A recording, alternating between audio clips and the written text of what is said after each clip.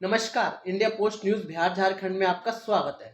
बिहार में यात्राओं का दौर जोरों पर है। मुजफ्फरपुर में निष्पक्ष संकल्प यात्रा के दौरान वीआईपी चीफ मुकेश सहनी ने कार्यकर्ताओं को संबोधित करते हुए दावा किया, बिहार में निषादों के बिना सरकार नहीं बनेगी। ऐसे में निषाद पार्टी ने संकल्प यात्रा निकाली और क्या कुछ बोल गए, हर तरफ चर्चा। देखिए हमारी ये खास रिपोर्ट।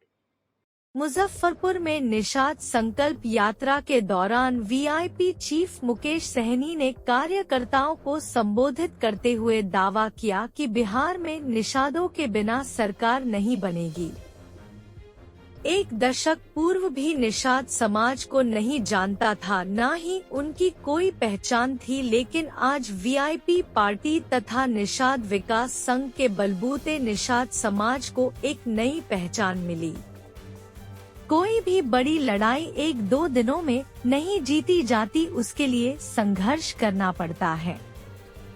सन ऑफ मल्लाह व वीआईपी चीफ मुकेश सहनी निषाद संकल्प यात्रा के तहत राज्य के हर जिले का दौरा कर कार्यकर्ताओं से मुलाकात कर रहे हैं। उन्होंने कहा कि मौजूदा एनडीए की सरकार सामंतवादियों की सरकार है। वीआईपी चीफ मुकेश सहनी ने कहा कि आज एक भी निषाद का बेटा ऊंचे ओहदे तक नहीं पहुंच पा रहा है। इसका कारण आरक्षण नहीं मिलना है। अगर आरक्षण मिलता तो बहुत अच्छे पद पर हमारे बच्चे रहते। श्री सहनी ने दावा किया कि बिहार में जाति जनगणना के अनुसार निषाद दूसरी सबसे बड़ी जाति है। अब सरकार बनाने की बारी है।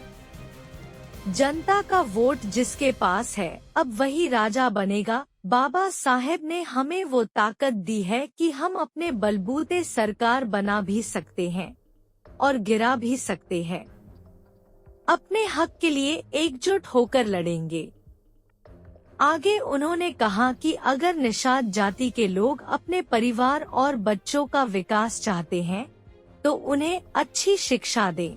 एक रोटी कम खाइए, लेकिन बच्चों की पढ़ाई को लेकर लापरवाही मत करिए।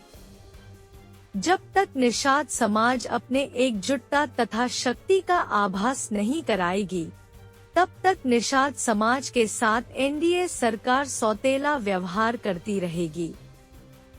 उन्होंने कहा कि चंद रुपयों की लालच में अपने वोट को मत बेचिए। आगामी विधानसभा चुनाव में एकजुट होकर बिहार में अपने सरकार बनाकर अपने आने वाली पीढ़ी के भविष्य को सुरक्षित करना है। अधिकार अगर चाहिए तो सरकार बनाना पड़ेगा साथियों, और आप सबके सहयोग से पिछले 10 सालों से मैं संघर्ष कर रहा हूं और आप लोगों का भरपूर सहयोग मिला है और उसी के दम पर आज इस मुकाम तक हम लोग पहुंचे हुए हैं साथियों। इस मुकाम तक पहुंचे। कल तक ये निषाद समाज को कोई जानता नहीं था, पहचानता नहीं था। अगर पूरे बिहार में अगर थोड़ा बहुत अगर निषाद समाज को लोग जानते थे तो सिर्फ मुजफ्फरपुर जिला में ही लोग जानते थे। पूरे बिहार में लोग नहीं जानते थे कि निषाद समाज क्या चीज है।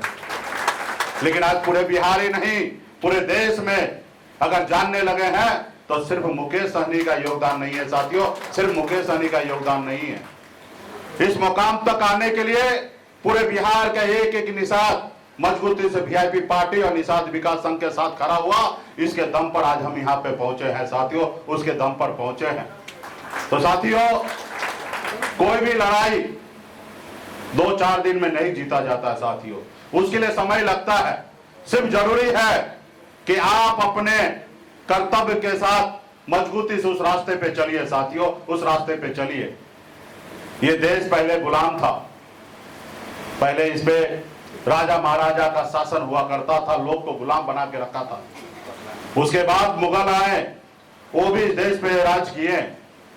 उसके बाद अंग्रेज आए, वो भी आपके देश पे राज कर रहा था, आपको गुलाम बना के रखा था। और आपके पूर्वज, हमारे पूर्वज ने 250 साल तक लड़ाई लड़े, तब जाके हमें आजादी मिला साथियों, तब जाके आजादी हमें मिला।